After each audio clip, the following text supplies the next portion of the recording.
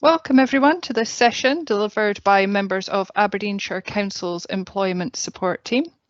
I'm Claire Murray, and together with my colleague Jenna Adams, we are going to take you through this presentation covering interviews.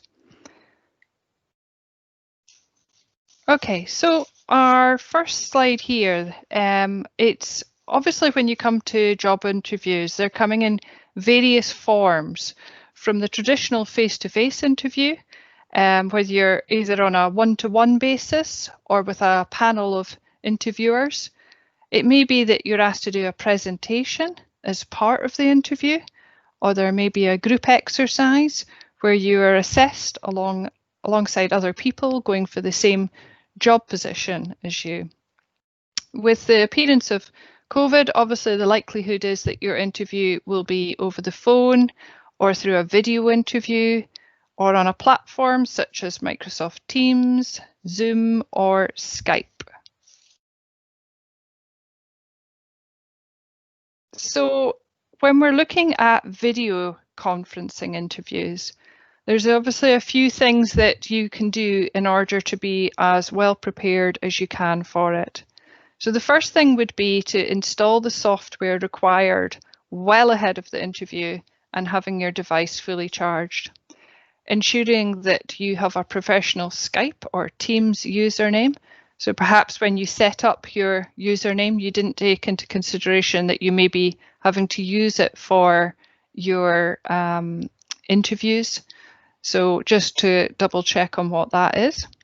Make sure that when the company makes contact with you, sending you a request for the interview, that you make sure that you go and actually accept it so that they can see that you have that in your diary. You want to dress appropriately and to impress. See that they have set up an audio interview with you. However, you should always be ready in case on the day they decide it's going to be a video interview. So you're at least prepared for that. You want to think about what your background looks like on that video. You know, it wants to be tidy, distraction free, quiet, well lit. So either you're going to be in front of a window or you're going to have plenty of light in front of you. Just make sure the light's not behind you, because it's very hard to obviously see your face. And when we're looking at job interviews, body language is a really key part of that, and you know, they want to be able to see that eye contact. So making sure that you're looking into the camera as well. So what we want to do is make sure that we're not moving around.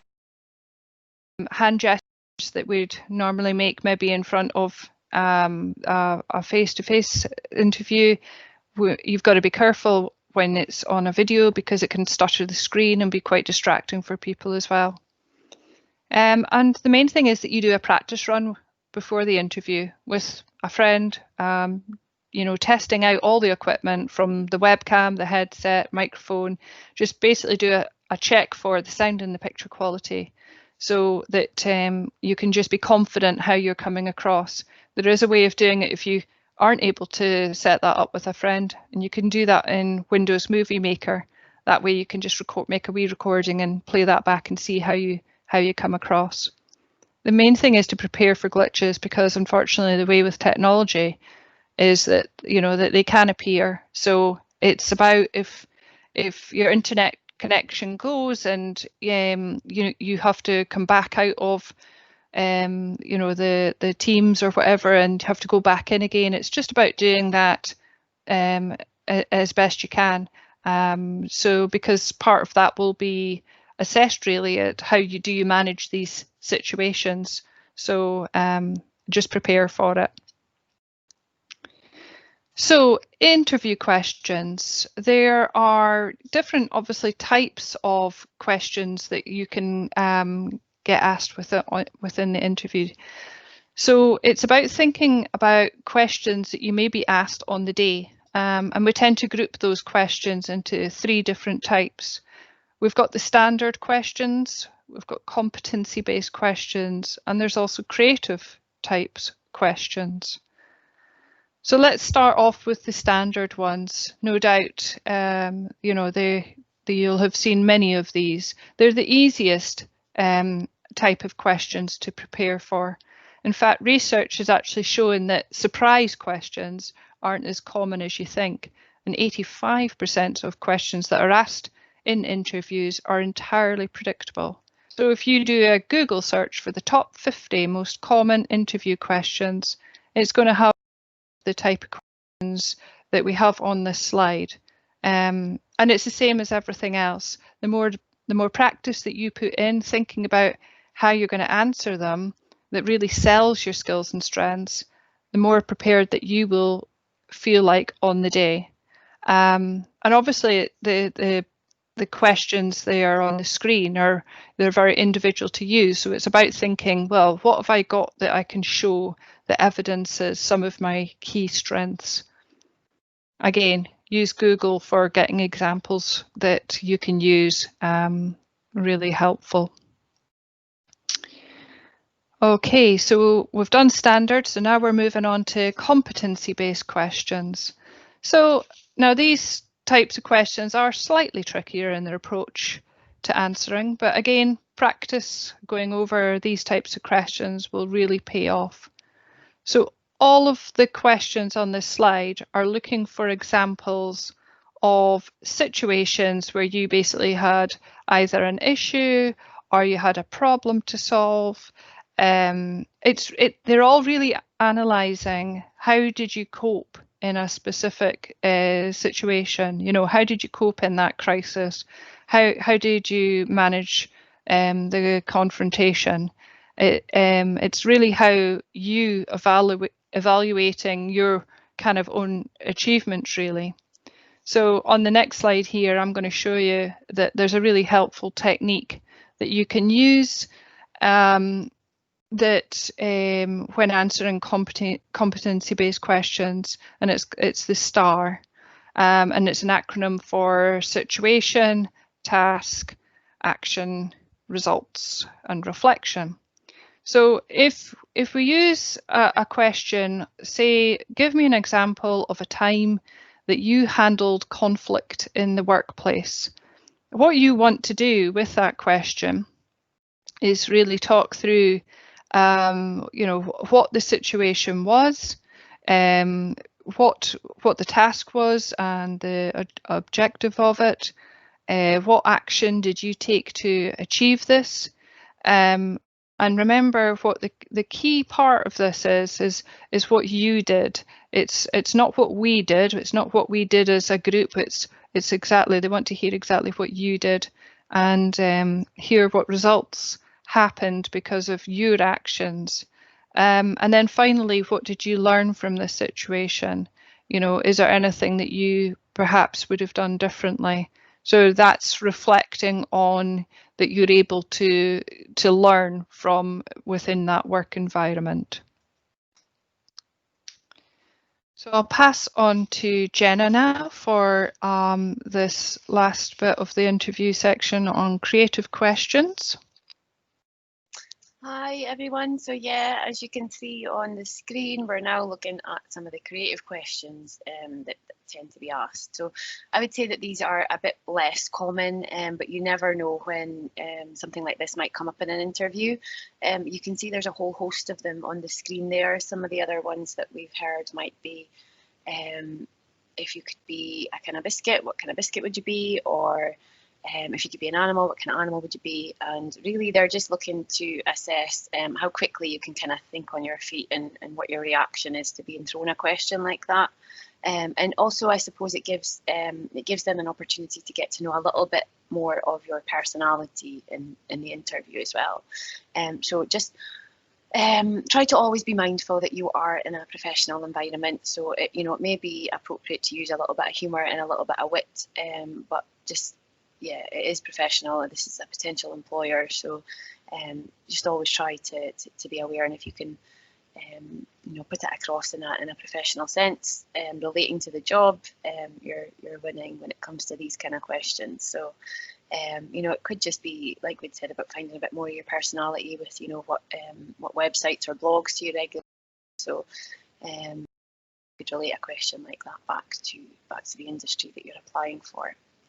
So moving on. So these are some statements. It was advice taken from various companies, just about what's good advice for interviews and applications. So as you can see, it's kind of keep your example specific, recent and relevant. So yeah, try not to kind of refer to something that was 20 years ago or so, and keep it more recent. Definitely try and keep it relevant to the position that you're being interviewed for. And again, as Claire had mentioned, it's about what you did. You know, what skills and behaviours did you use in the workplace, not the team or the group that you're working with. Again, highlighting your achievements and trying to kind of sell your skills as best as you can, showcasing them. Trying to get across that enthusiasm for the position that you're applying for. You know, why are you going to be really good at it? Why do you want to work for this company?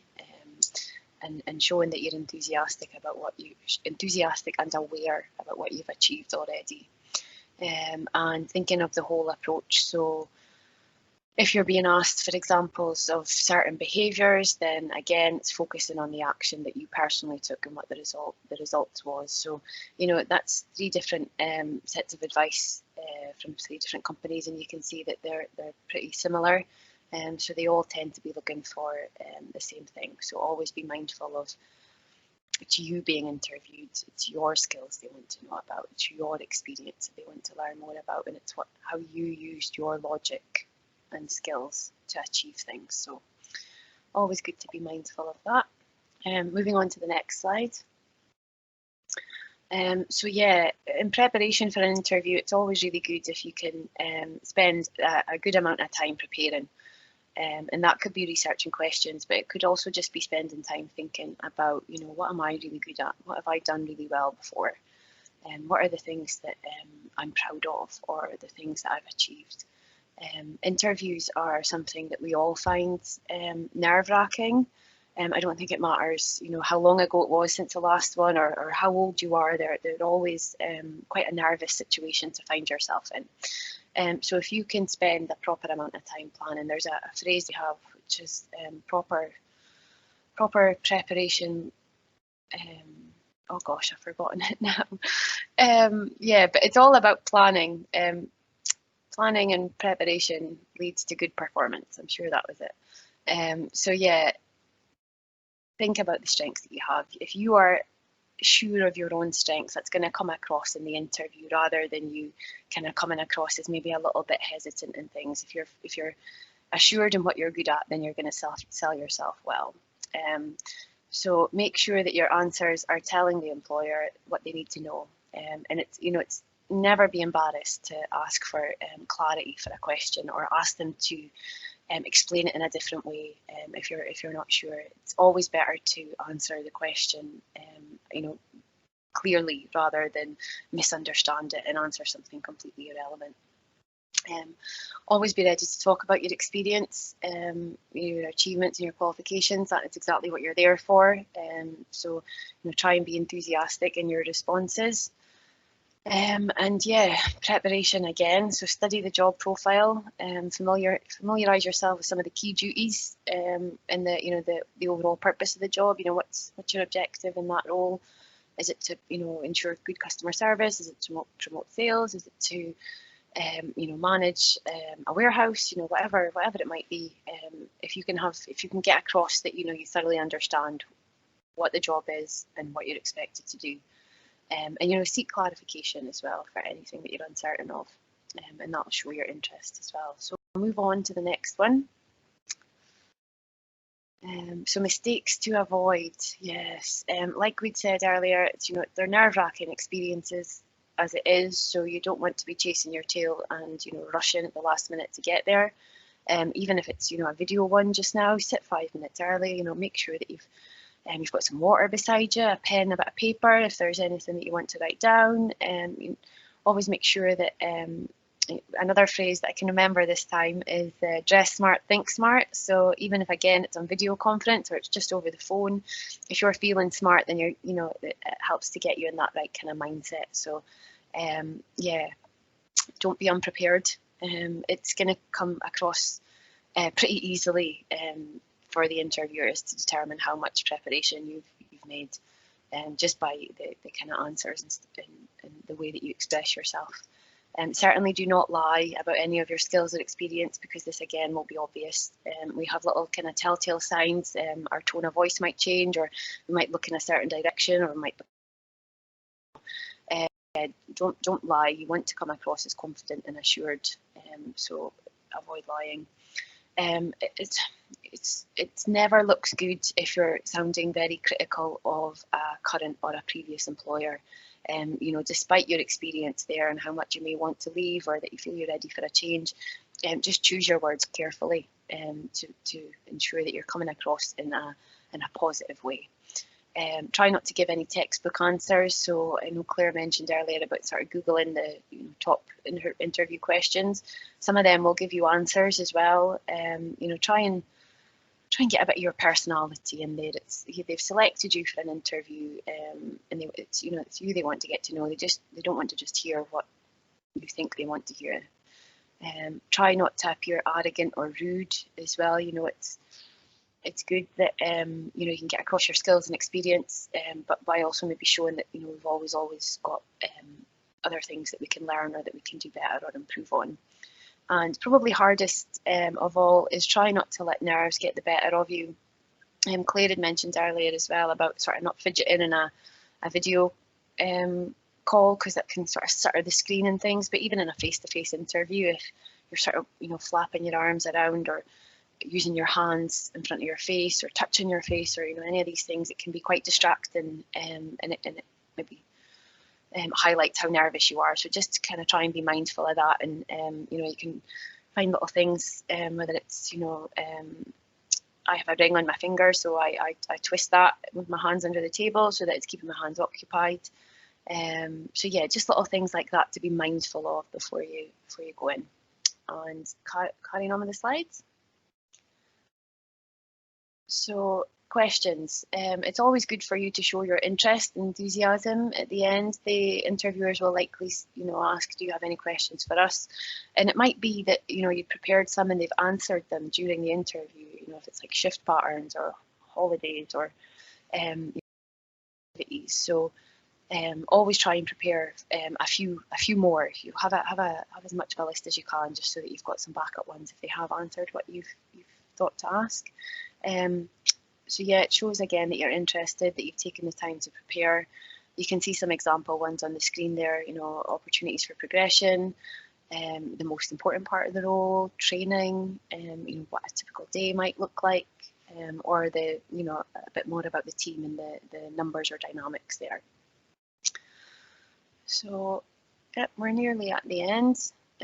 Finally though, as you can see from the picture, think positive. And we know how hard this can be, especially, you've put in a lot of preparation, and you've maybe just sort of been pipped to the post. So it's really, really important to try not to dwell after you come out. I think we're all guilty of thinking, 50 different things that we wish we'd said. So try not to fixate on that. Regardless of the outcome, this has been a learning experience, and it's really important that you ask for feedback after your interview. It might just be, that you haven't expanded on a question enough. It may be that you expanded a little bit too much. Either way, you're not going to know unless you ask for that feedback. So, and most employers are quite happy to oblige. And a lot of the time, you'll also get some praise in amongst your feedback. So it can, although you maybe weren't successful, it can also act as a little confidence boost to know that it wasn't as bad as you maybe thought so in your head. And it might just be that somebody's just got that little bit extra experience that you don't have. So. Yeah, always ask for feedback. You've got nothing to lose and everything to gain. And then that will be us at the end of our slides. So if you'd like more information or advice on any of the topics that we've discussed today, you can get in touch with us. You can see that we're the employment support team.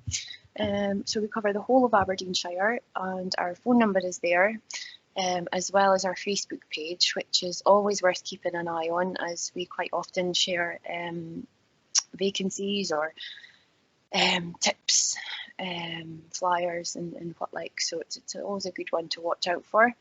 As well, if you prefer, then you can get in touch with our email. So it's just our employment support team inbox. So you can email them with any questions or queries, and they can direct your email to the appropriate key worker for your area. So thank you very much.